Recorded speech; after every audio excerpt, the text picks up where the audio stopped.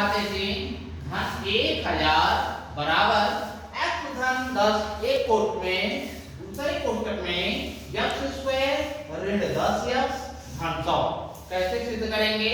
सबसे पहले लिखेंगे हम जानते हैं कि क्या आप इस फार्मूले पे लिखेंगे हम जानते हैं कि a के घाते 3 धन b के घाते 3 बराबर क्या होता है?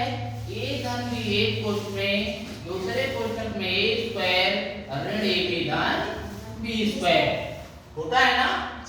आगे सुनिए, अब लिखेंगे बायां पक्ष। देखो ऐसे हाथ रखो और देखो आप जरा, ये दाहिना पक्ष है और ये बायां पक्ष है। मतलब ये दाहिना हाथ जो दाहिने हाथ की तरफ होगा वो दायां पक्ष होगा, जो बाएं हाथ की तरफ होगा वो बायां पक्ष होगा। ठीक है ना? तो क्या लिखेंगे?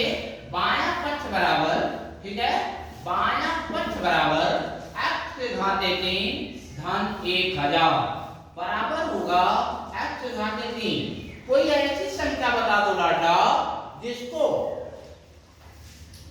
उसका 3 बार गुणा करने पर 1000 आ जाए। क्या होगा? 10। क्या होगा? 10। तो 10 के घाते 3, मतलब 10 का 3 बार गुणा करेंगे तो 1000 आ जाएगा।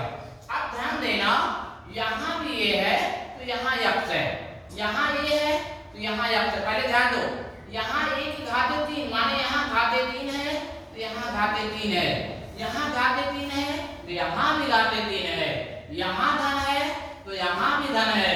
इसका मतलब क्या है? लिखेंगे अतः क्या a बराबर क्या? a बराबर x और b बराबर 10, b बराबर 10। लिखेंगे बायां पक्ष बराबर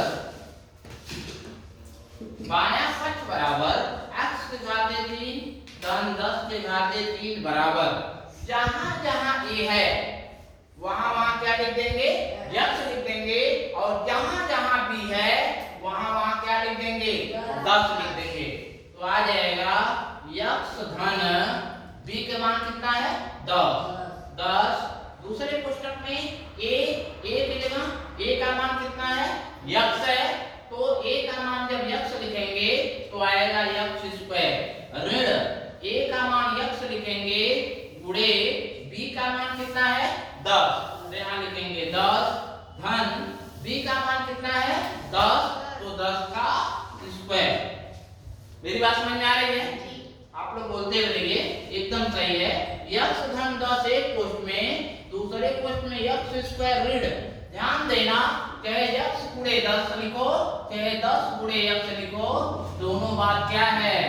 बराबर है। ठीक है, इसको लिख सकते हो x गुणे 10 बराबर 10x धन 10 का वर्ग कितना होगा लाडला? माने 10 का 2 बार गुणा कितना होगा? 100। ठीक है, ये क्या हो गया देख लो, ये हो गया दायां पक्ष। क्या हो गया? दायां पक्ष। लिखेंगे अतः सिद्ध हुआ, क्या सिद्ध हुआ? अतः सिद्ध हुआ x घाते 3 धन 1000 बराबर x धन 10 एक कोष्ठ में, दूसरे कोष्ठ में x स्क्वायर ऋण 10 धन 100।